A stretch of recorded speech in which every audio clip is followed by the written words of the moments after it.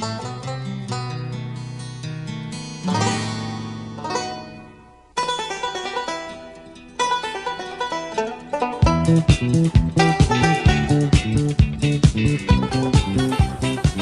and welcome to another episode of the Cover Zero podcast, the show where I cover the least in the best way possible. I'm your host, Jason Wells. Today is Friday, November 1st. Well, actually, it's Halloween. Happy Halloween. No, we have a lot to talk about in today's episode. Lots of trades. We got Jameson Williams continuing to be an idiot. Couple really, really bad games. One good game this week, at least per my power rankings in the top 10 matchup. Gonna what am I talking about? Gonna preview all of the games coming up this week, give you a little bit injury updates, what's happening around the NFL, and of course the blind Thursday night football recap, which I think this is the first time in an intro I've actually successfully said I'm doing the blind recap. So, big week this week. Obviously, we are at the midway point of the season. Halfway through, basically. Crazy to say that, but here we are. The season's been crazy this year. I find we're at the point where it's like a lot of teams right now are being like, oh, if we can just string some wins together, like we're right back in the playoff hunt, which is very true, but every team right now seems like they look ahead of the schedule and be like, oh man, we got such an easy schedule coming up. I think everybody does. Again, I said it on Wednesday's show, but when a third of the league is at 2 wins or under, maybe the league's just bad this year. And there is a lot of bad football being played. There's been a lot of injuries. My fantasy league almost got put into a bad injury loophole with keepers and stuff, all sorted out though. I would have mentioned that on Wednesday's show, but that all got sorted out. But I guess we can just get right into the episode here, starting off with the NFL Weekly Update and starting off with some injuries. This was probably the best week for injuries yet, and I'm sure that I am missing a couple. I usually always am, but these were the big ones that I could find. And obviously, of course, a couple of them are big ones. Stephon Diggs out for the rest of the season with an ACL tear. That is very, very tough. Christian Kirk, the Jags wide receiver, he is also out for the year with a broken collarbone. Left tackle Braxton Jones for the Bears. He is week to week with a knee injury. Jeremiah Owusu-Koramoah, the Browns linebacker, he's out this week with a neck injury. Decided to get in Derrick Henry's way when Derrick Henry was on the tracks, and he paid the price for it. But those are the notable injuries for this week. Crazy that four injuries. Usually I feel like I'm reading a list of 10 plus, so that is an absolute win. Let's get into the NFL Weekly Update now. Deontay Johnson is now a Baltimore Raven, so it was Deontay Johnson and a 6th traded for a 5th round pick. Start off on the Ravens side. This is a great deal for you because essentially you moved back maybe 20 spots, because if you look at where that Ravens 5th is going to be and where that Panthers 6th is going to be, 20 spots is actually maybe too big of a range. And you got a very good wide receiver, and I don't know if the cultural fit for Deontay Johnson just wasn't there with the Panthers. I mean, why would you want to play for the Panthers? They're an absolute dumpster fire. But from the Ravens' perspective, absolute home run. I am very excited to see Zay Flowers, Deontay Johnson, what they can do working together. Rashad Bateman's still going to be the primary outside guy, and you got guys like Isaiah Likely and Mark Andrews. This is shaping up to be a very good Ravens offense. It already is a very good Ravens offense, and Deontay just gives them that extra little boost to, let's be honest, keep up with the other AFC teams that have made some moves, like the Bills, like the Chiefs. I guess I can say like the Jets, even though the Jets stink. But no, good move from the Ravens. I'm very interested to see how they look from here on out, how they deploy Deontay.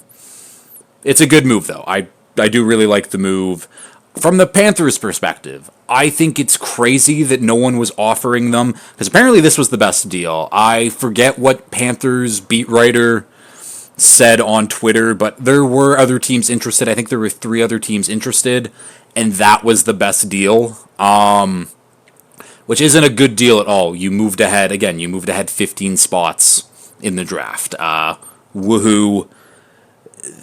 I don't know. I don't think that Deontay Johnson is a person who has problems and comes into work disruptive. I mean, he is an ex-Steelers receiver, so you never know. But yeah, it seems like Panthers didn't get their value. Shocked that this is the best deal, but again, moving up in the draft, it's fine. The Panthers do not need Deontay Johnson. He is not a part of the future.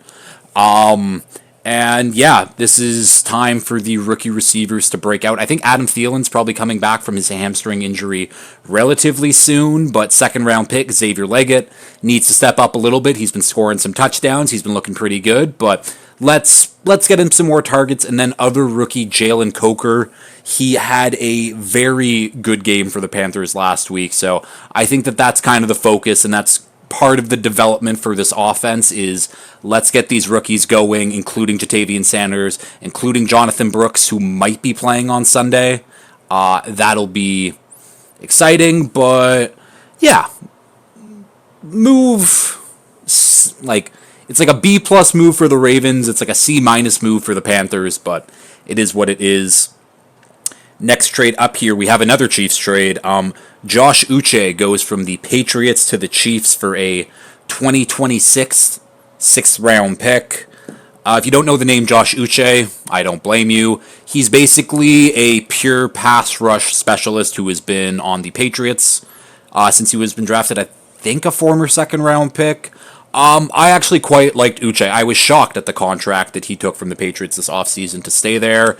Only a 1-year deal, and now Uche gets to go to a team that will use him as purely a pass rush specialist. And this team has a pretty good group of edge rushers to work with now. You got George Karlaftis, you have Charles Omenihu, now you have Josh Uche, and you have Felix Onduke Onzurike. I think the Chiefs' 1st-round pick from last year who hasn't done much. But either way, if you can have 4 guys in your rotation on pass rush, and with Chris Jones, who can just play wherever Chris Jones wants to play, it's a good move for the Chiefs. I feel like this is going to be a move where Chiefs come playoff time, Uche is going to make a big move down late, and people are going to be like, oh, how did we let the Chiefs get Josh Uche? Good move for Uche. Good for him to. I think this will allow him to be in the role that he's designed specifically to be in, instead of the Pats, who are lots of injuries for them right now, who are maybe using Uche more than just a pass rush specialist. But he is what he is. It's a good move. From the Pats' perspective, it's might as well move off these 1-year players who, again, probably not part of the rebuild. They need to build this team in their own identity instead of Bill Belichick's. Yeah, so maybe expect a couple more moves from the Patriots, but I don't know who else is really of value on their team anyways, other than the guys that we know that they're going to keep. Sorry, got to take a sip of water there. And final trade here, Cam Robinson and a conditional 7th go to the Vikings for a conditional 5th. That 7th could become nothing, and that 5th could become a 4th due to playing time and whatnot. So, again, a move that the Vikings needed to make. Christian Darrisaw out for the year, which is a tremendous loss. I don't think people appreciate how good Christian Darrisaw is yet, but he is top 5 tackle in the league. I think I'm pretty confident in saying that. And it leaves that offensive line exposed. Now, they get Cam Robinson. Cam Robinson, former 1st-round pick. He got a big 2nd contract. Never really lived up to either of the hype of being a 1st-round pick and even getting the big 2nd-round contract. But don't get me wrong. Cam Robinson has been a very solid tackle over his entire career, basically.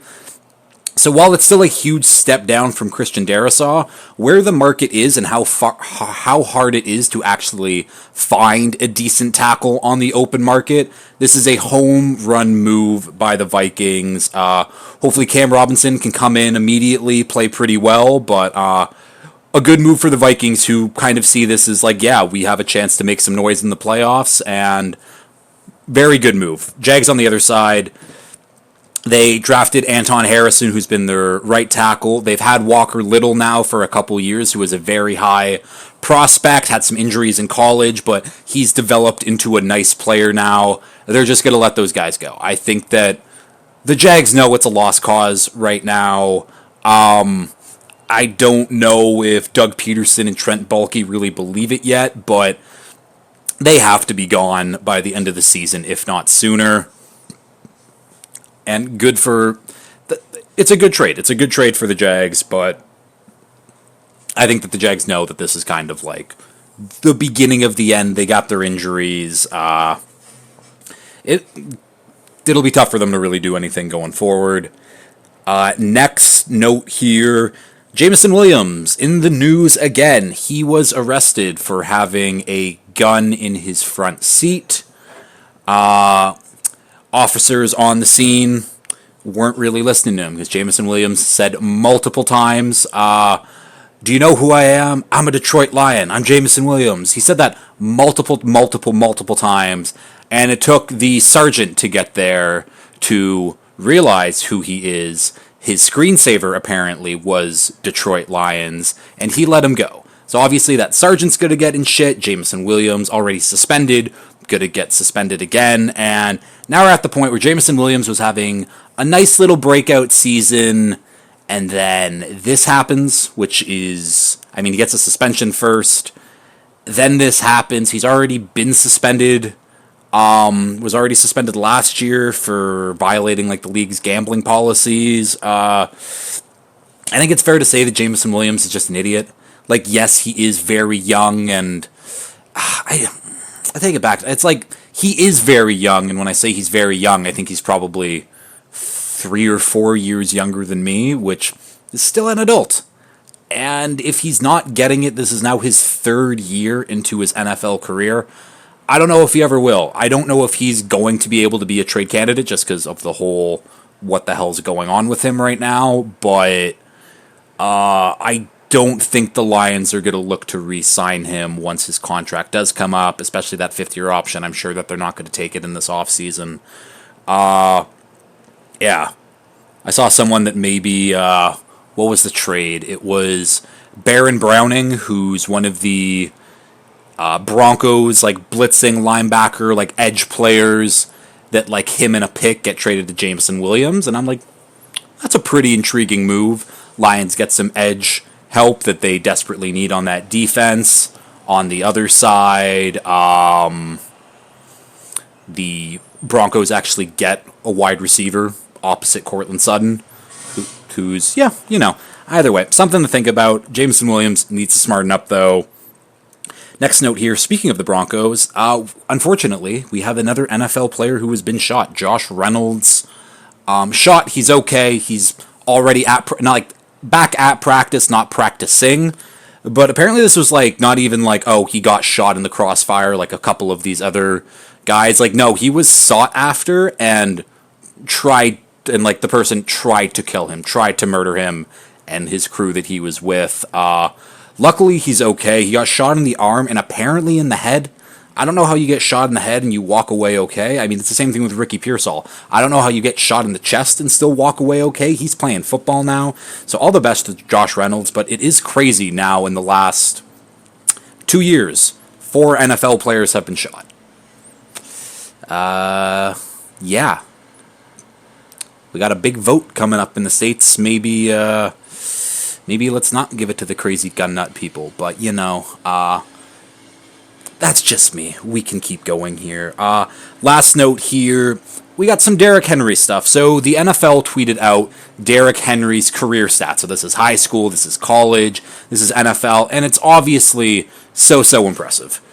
The thing that kills me, though, is Derrick Henry had 1,397 carries in high school. That's 350 attempts per season. And I don't know much about high school football down in the States. I doubt they play longer seasons than 10 games, longer than the college guys. He was getting abused by his high school coach. Now, did it pay off for him? Of course, yeah. And now Derrick Henry still no signs of slowing down. He has 4,174 carries on his career. That's absolutely incredible, and I'm expecting him to do this for probably another 4 or 5 years. Maybe not at a high level those last couple, but we still got another few very productive seasons out of Derrick Henry. But this did get me thinking, looking at those stats, which are obviously very impressive numbers for the modern running back. But let's go back a little bit, 80s, 90s, talk about Emmitt Smith here. Emmitt Smith, obviously, all-time leader in everything NFL, attempts, touchdowns, yards. The man had longevity, let's just say that. But I was curious about how many attempts like he had in college compared to Derrick Henry. Or not in college, in high school to Derrick Henry, and Derrick Henry had more than him. Like, I was like, okay, but then when I look up his total number of carries, so that's high school, that's college, that's NFL, Emmitt Smith had 6,253 carries. That is crazy. To have more than 2,000 more attempts than Derrick Henry. And Derrick Henry's going to add on, but I don't think that Derrick Henry's getting another 1,000 carries in his career. And Emmitt Smith has 2,000 more than him. That just shows how much of a beast Emmitt Smith was to not break down playing arguably the hardest position in any sport on your body. So shout out to Emmitt Smith. I feel like I don't discredit Emmitt Smith because obviously all-time great, has all the stats, it's incredible, but like when we talk about peaks, Emmitt Smith doesn't get brought up, but Emmitt Smith is obviously fucking incredible. 6,253 carries. That's absolutely nuts. And yeah, that'll do it for the NFL Weekly Update.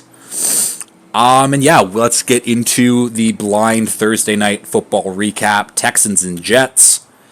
It was reported earlier this week that teammate and punter Thomas Morstead gave Aaron Rodgers the fountain of youth.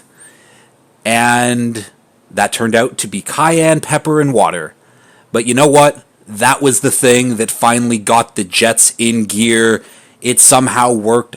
Big win for the Jets in this one on Halloween. All of those crazy-ass Jets fans in costumes were nuts tonight. But no, this was vintage Aaron Rodgers, Davante Adams. They both have their first great game as Jets. Took Aaron Rodgers long enough. Davante's only been here a couple weeks, though. And the defense came alive. Yes, it's against a very hurt Texans offense right now, but we needed that boost. Sauce hasn't been playing well recently. Hassan Reddick getting a sack in his second game.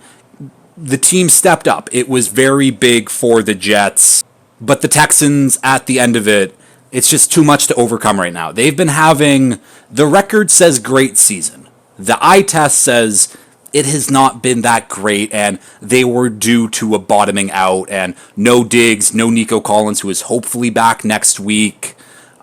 It was just too much for them to deal with in this one. Final, Jets 31, Texans 17. That is the blind Thursday Night Football recap. A Jets win would be huge, but yeah, I guess let's get into the Week 9 preview, the midway point. Starting off with this one, my number 23 ranked Broncos versus the number 3 ranked Ravens. Ravens minus 9.5, total set at 46.5.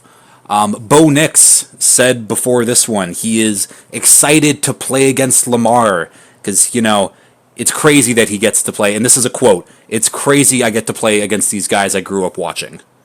Lamar Jackson, despite being in year 7 in the NFL and Bo Nix being a rookie, is 3 years older than Bo Nix. Bo, I don't think you can say, I can't believe I'm playing against these guys I grew up watching when you would have been in high school with the guy. Like, that doesn't really count. You want to say that about Rodgers or Stafford or... Yeah, we don't really have a lot of good old quarterbacks in the league right now, but you can't say it against the guy who is basically your peer. Objectively funny, but no, this will be a great test for the Broncos and Bo Nix. Their defense has been playing great. They're going against one of the best offenses in the NFL, and Bo Nix over the last month has been playing pretty good football. And he gets to go against a Ravens defense that did not play well last week, but they stayed after practice to work on their hands, use the jugs machine to not drop those interceptions that would have won them that game last week. Now, at the end of the day, I think that the spread is big. 9.5 against a Broncos team that has looked pretty good for most of the season. Bit of a tough ask for me, but there is no way that the Broncos come away in this one. Their offense is just flat out not good. Their offense has been playing some very bad defenses recently, and that's maybe why the sudden surge of Bo Nix has looked so good, but I don't see it happening against the Ravens. And as good as this Broncos defense has been, hard to stop Derrick Henry and Lamar Jackson. And I think that they have a very good defense, but I think only the elite defenses would be able to truly stop the Ravens. 9.5 is a lot. I don't think it's going to get up to that high, but I am definitely taking the Ravens in this one. Next game here, the number 31 ranked Raiders versus the number 18 ranked Bengals. Bengals -7. Total set at 46.5. The Bengals should easily win. I think it's as simple as that. Find Jamar Chase down there somewhere. Throw him the ball. Get T. Higgins involved. Again, it should be enough. You think it would be enough. And realistically, no, maybe. I was going to say realistically, you take quarterbacks out of the equation for both of these teams. They're pretty close to the same on paper. Like, obviously, Jamar and T are way better weapons than Bowers and Jacoby Myers, I guess. But, I don't know. Like, the fact that I'm able to sit here and be like, those rosters are pretty comparable is still crazy, seeing as that most people thought that the Raiders would be in this position this time this year, and people thought, oh, the Bengals will be contending for a Super Bowl. Bengals should win this one. I'm expecting Jamar Chase, after kind of getting shut out last week, to have a big bounce back performance. I think I'm going to bet him 100 plus yards on the alt line. But yeah, this should be an easy Bengals win. I don't know why the Bengals wouldn't win in this one. The Raiders are just not a good team, but you never know. Maybe Zamir White finally has his breakout game where he doesn't average 1 yard a carry. I could have used Alexander Madison in that example too, but we can move on. One of the lowest ranking matchups in the week, the number 28 Patriots versus the number 29 Titans. Titans -3.5. Total set at 37.5. Really, the big question in this one is, will Drake May play? He is on track. He is practicing, and per the league's concussion protocols, he's on track to play. I don't know if he will play at this point, but he's on track. He's on pace, whatever. But if he doesn't play, this game is awful. Even if he does play, this game is still awful. It really is. I mean, listen, at the end of the day, so I'm taking the Titans in this one, which people might be like, oh, that's crazy. I mean, they are 3.5 point favorites, and they're 3.5 point favorites for a reason, and I'll explain it. The Titans roster is much better than the Patriots roster. I think it's as simple as that. The Patriots do not have a Jeffrey Simmons. They do not have a Calvin Ridley. They don't even have a Tony Pollard. They don't have a J.C. Latham or a Peter Skronsky or a Lloyd Cushenberry.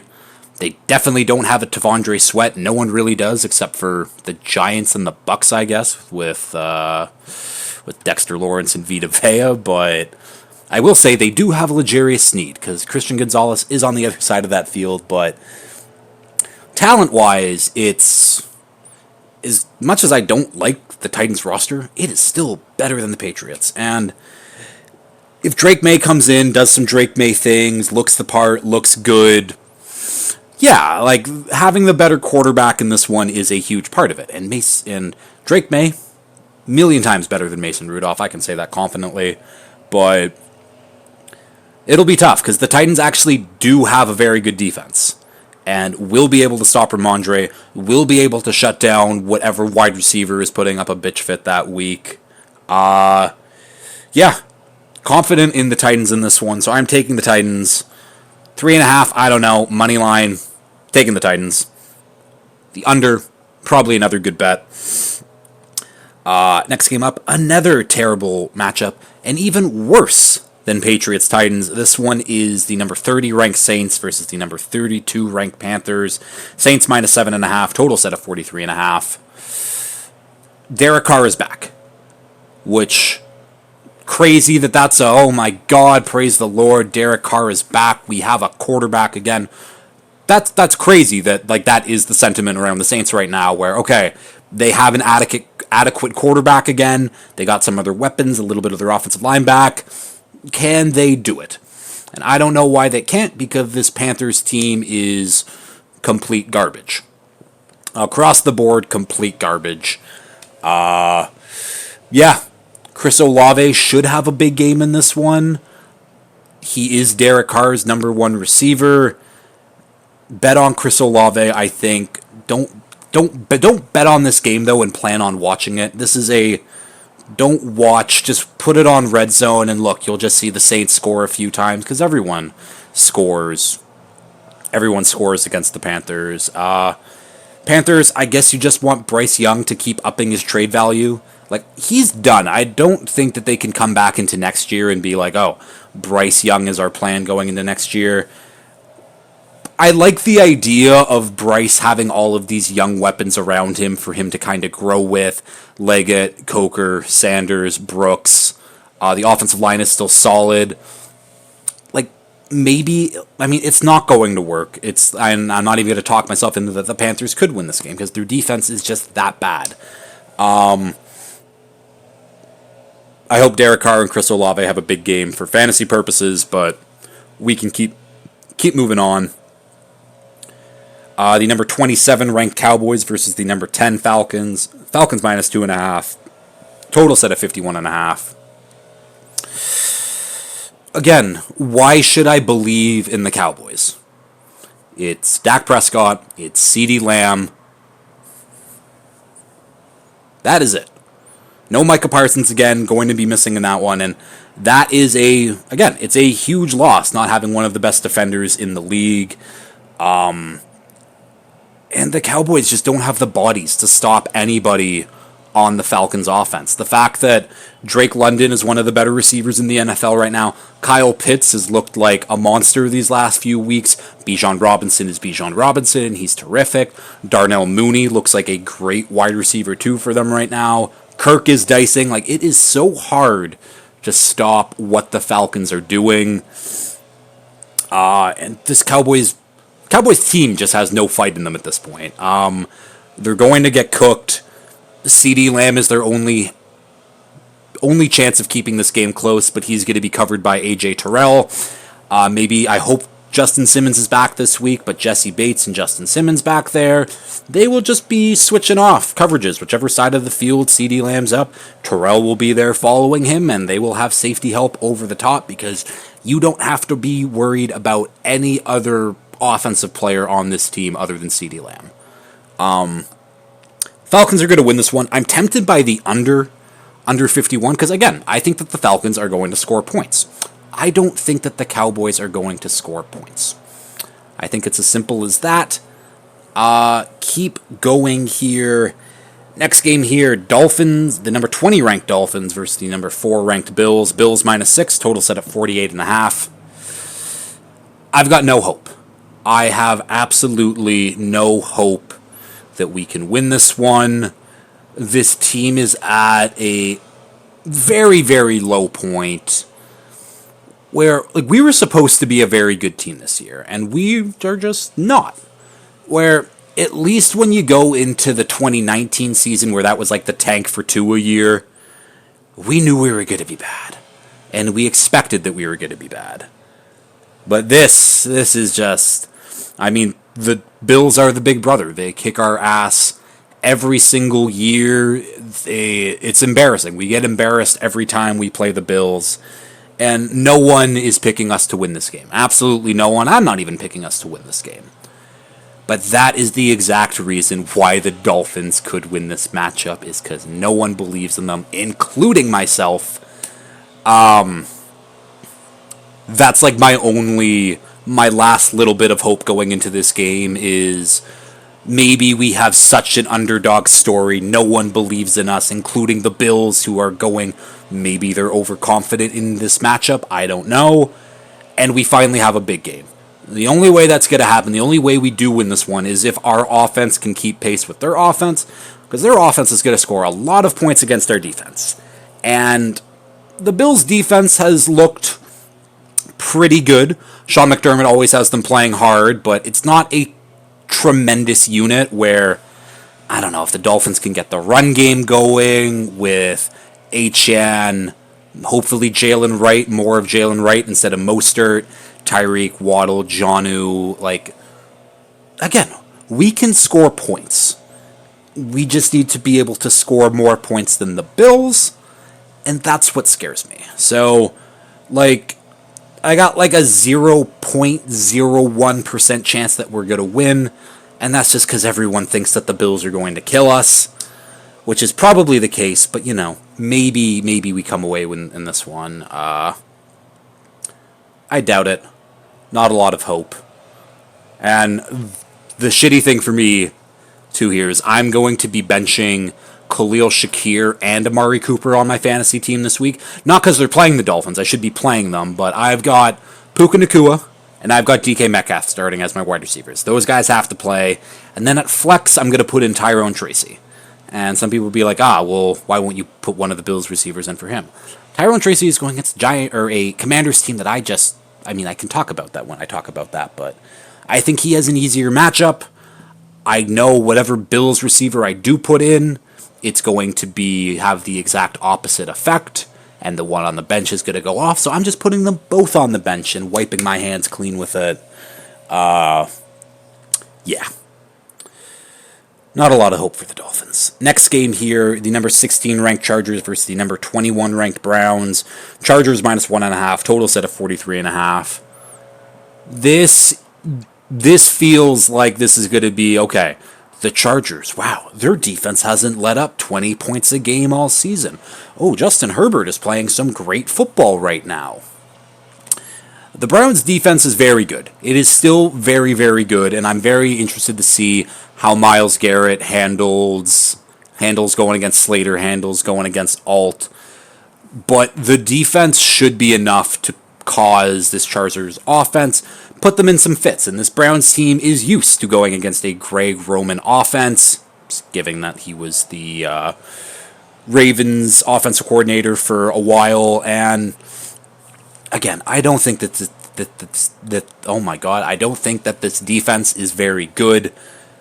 I take that back. They're a good defense. They are not a great defense. The fact that they haven't allowed 20 points all season is crazy to me, because they're not that good. They got some pieces. They're playing really well, but it's not a great defense. And I think that Jameis is going to come in here and he's going to do his Jameis thing. He's going to throw some absolute bombs to Cedric Tillman and Njoku. I hope that Nick Chubb, that this is like the first game that he really gets it going. Yeah, I'm on the Browns in this one. I think that this is a big Browns, like, okay, we're coming in. I think they're at home in this one, right? Yeah, they're at home. I think that the Browns are going to win this one. We'll leave it at that. Next game up here, the number 12 ranked Commanders versus the number 26 ranked Giants. Commanders minus 4, total set at 44.5. This, again, like the Chargers defense, but at least the Chargers defense, I can say they are a good defense. They play good football as a unit, yada, yada, yada.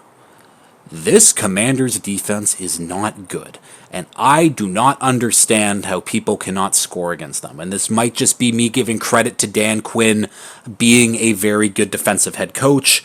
I have no idea, but I don't understand it. I truly don't. The Giants should have won this game in week 2. So let's just start off there. Should have won that game. Did not capitalize on any red zone opportunities. Couldn't kick field goals because they didn't have a kicker. So that cost them the game. Luckily for them, they have a healthy kicker. And this Giants roster is better than the Commanders. Obviously, Commanders have the massive, massive advantage at quarterback. I like the Giants coaching better than the Commanders. I'm not talking myself into the Giants per se, but the Commanders' defense is not good, and I think that the emergence of Tyrone Tracy being their running back, and he's put up some explosive games the last few weeks, I think that's a big difference. Neighbors, Wandale Slayton, like, it will be okay. And the Giants' offensive line has been hurt. They're missing Andrew Thomas, obviously. But we don't have to worry about that going against the Commanders. They're missing Jonathan Allen. Yeah, they got Daron Payne, Johnny Newton, but like Dante Fowler and Dorrance Armstrong, good rotational guys. But guys like starting for you on your defense, it's really not going to cut it. It has been cutting it, but no, I said that come November, which is now, I am going to start betting against the Commanders.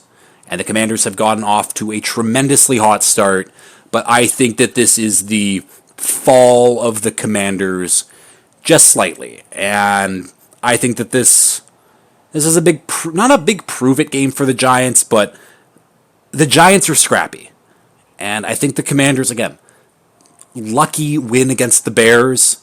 I think that this is kind of like, oh, they're come back down to earth. They lost to the Giants. Putting up a good team this year, but next year is the year you want to truly rein it in, truly focus in. So, you know what? I am on the Giants in this one. Next game here, the number 22 ranked Jaguars versus the number 11 ranked Eagles. Eagles minus 7.5, total set of 45.5. Again, the Eagles have been playing very good football since they've got their offense back, and what I mean by their offense is they got A.J. Brown back, and that unlocks a hell of a lot in their offense.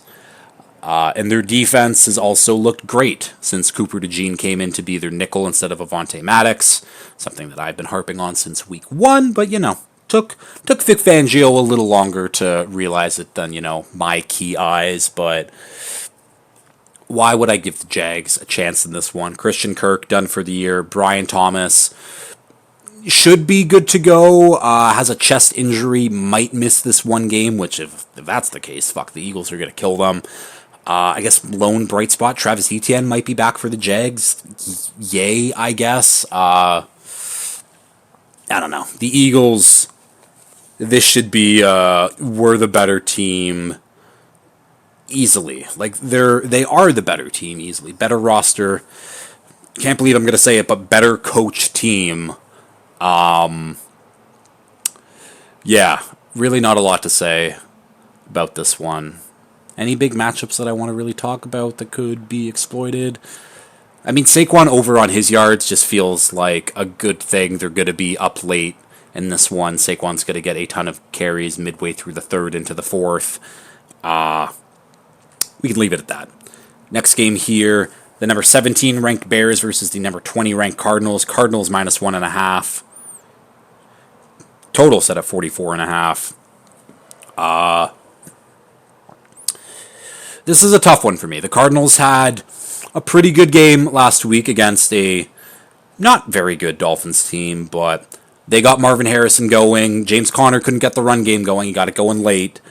And they're going against a much better defense and a much better secondary that should be able to key on Marvin Harrison. I mean, it's tough to cover Marv, but the Bears seemingly have the guys. Maybe not Tyreek Stevenson this week, but Jalen Johnson has a tough task in front of him. But I bet on Caleb last week, and he absolutely disappointed me.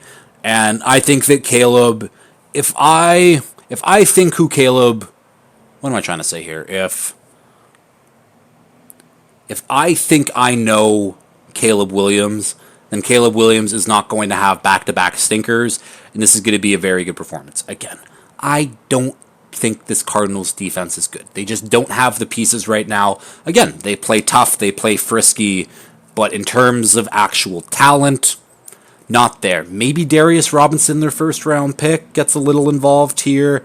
Haven't heard much of him. I think he should be back. He might be playing in this one, but this seems like a game that Caleb should be able to have a decent game. You would think. I don't know. Yeah. We can leave it at that. This is going to be a close one. I think I have the Cardinals in this one just because I think the Bears are really dysfunctional and the coaching staff and everything that goes on there is, I just think, not working.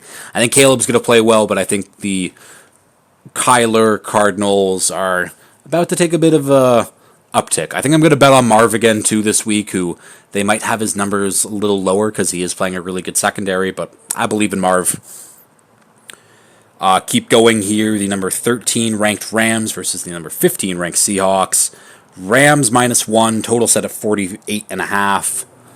So I've talked about it a little, where the Seahawks have been up and down and up and down and up and down. Last week, they were down. Played bad football. Made a lot of key errors in the red zone that could have kept the game a little closer. No DK Metcalf. DK Metcalf supposedly playing in this one. Seahawks they were at home last week, but they are at home again. It's a divisional matchup. Means a little more.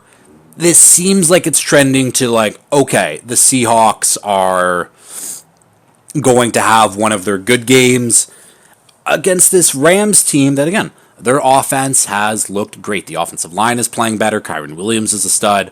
Puka Nacua, Cooper Kupp, both studs. Matt Stafford is still playing great ball. Their offense is going to cook, and I think Seattle's offense is going to cook because that Rams secondary still smells. This is a tough one, and it is obviously, the spread is 1, so obviously Vegas thinks that this is going to be a good game too. Where I lean in this one is maybe the over, because I could see some fireworks happening. Yeah, we'll leave it at that. Next game up here, this is to me the best game of the week. The number 2 ranked Lions versus the number 5 ranked Packers. Definitely not the Panthers. Lions -3.5, total set of 48.5. Jordan Love should be okay in this one. He's got his groin injury. I think he's more day-to-day, week-to-week. And if he plays, this just feels like a bit of a letdown spot for the Lions. They have been riding extremely high the last month. They are putting up NFL historic numbers, doing something crazy every single week. But again, divisional matchup. They're on the road at Lambeau. Seems like this could be the week where that defense that hasn't really been tested since Aiden Hutchinson has been out, this might be the week where they're like, okay, they got the offensive line, they got the weapons, let's pick apart this Lions team. And the Lions should be able to keep up with them. Don't get me wrong here, but I'm going to pick the Packers. I think that week 9 is the week for these high-sailing, contending teams to stumble just a little bit. So, yeah. It's crazy to me that I think the Packers are going to win this one. But I don't know. Divisional games are always kind of a toss-up regardless of record. If Jordan Love plays, Packers win. If Malik Willis plays, Packers win by 1,000,000. That man does not lose. Now, he had a great quote this week, too, where it was basically someone asked him about, because he's playing for his future, he's playing for his NFL career, he is only on, I think he's on the last year of his deal. So this is a big, and the fact that he's playing great football means he's easily going to play another 5 years in this league probably, which is great money if you're a backup quarterback, one of the best jobs in sports. But he just said, no, I'm focusing, taking it one day at a time, focusing on what I need to do to be my best self. Malik Willis is just a good guy, and good for him. I don't know, he's been one of the better feel-good stories this year, playing great ball. Sunday Night Football now, the number 24 ranked Colts versus the number 6 ranked Vikings. Vikings -5, total set at 46.5. I want to hammer the Vikings just because I'm mad at the Colts for benching Anthony Richardson. And again, I talked about it way too much on Wednesday, and a lot of it didn't really make sense because, when I get rambly and I go on rants and I have things that I want to talk about, they usually go askew. But it really just boils it down to two things where I think that the Colts should have given more than two things probably, but the Colts should have given Anthony Richardson more than just 10 starts in the NFL. Yeah, Joe Flacco can win you more games now, but what does a potential wild card loss in the playoffs really do for your franchise? Nothing other than make you a little bit more money, Jim Irsay. And yeah, I think Anthony Richardson is better than every single quarterback not named Shedeur Sanders in the NFL draft this year.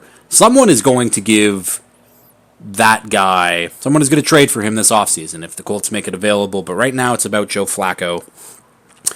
And yeah, Joe Flacco does give them the best chance to win. Who cares? I'm sure that Brian Flores is going to have a very, very fun time trying to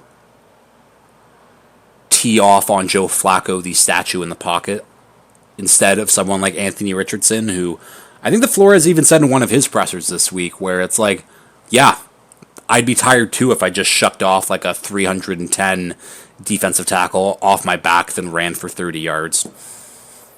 That is huge for Flores to say. So Flores obviously has some respect for Anthony Richardson, so yeah, Joe Flacco's going to get sacked a bunch. I think that the Vikings, 2 straight losses, I think that they get back on track in this one. They're going to expose this Colts defense. I think that this Colts offense will do some things, but Flacco's going to get blitzed a ton, and he's going to take a bunch of hits. He's going to get banged up in this one. Definitely on the Vikings. And then Monday Night Football, the number 14 ranked Bucks versus the number 1 ranked Chiefs. Chiefs -9, total set at 45.5. Chiefs are going to win this one. Plain and simple, don't really have to think about it. In terms of that -9 spread, the Chiefs haven't been playing great football as a team, as a whole team, but that's mainly because of the offense to blame there. Pacheco is nearing his return. Another week of Hopkins in the offense. Maybe we see another boost in his game, but I think that the Bucks can keep this close. Maybe. I think that's where I was leaning when I was going into this. So I'd like, okay, I think that the Bucks can cover that spread, but this Chiefs defense is really good, and unless Bucky Irving truly gets the run game going, I don't know if it'll matter because again, when you're throwing to Jalen McMillan and Cade Auden and Sterling Shepard, like, that's not great. That's not great whatsoever, and this Chiefs defense is just incredible. So I got faith in the Bucks to cover the spread. I don't think I'm going to touch it, but I got a little bit of faith anyways. Yeah, that is the Week 9 preview. Not a lot of great games, but good measuring stick games where let's see who some of these teams really are. That's basically every week, but I can say it every week. And when I don't have things to really close out the show, I say weird shit like this. But yeah, good episode. Next Wednesday, not going to do the Week 9 recap, have that be the whole episode. That's going to be the mid-season special. I'm going to kind of do a buy, sell, or like hedge. No, that makes it too complicated. I think I'm going to be doing like buy, sell stock on each team for the rest of the season from here on out. So yeah, I'm going to talk about every single team. I'll do a bit of a recap, but I think it's just going to be 1-sentence blurbs that I'm going to try to keep under 2.5 minutes so I can clip it out for TikTok.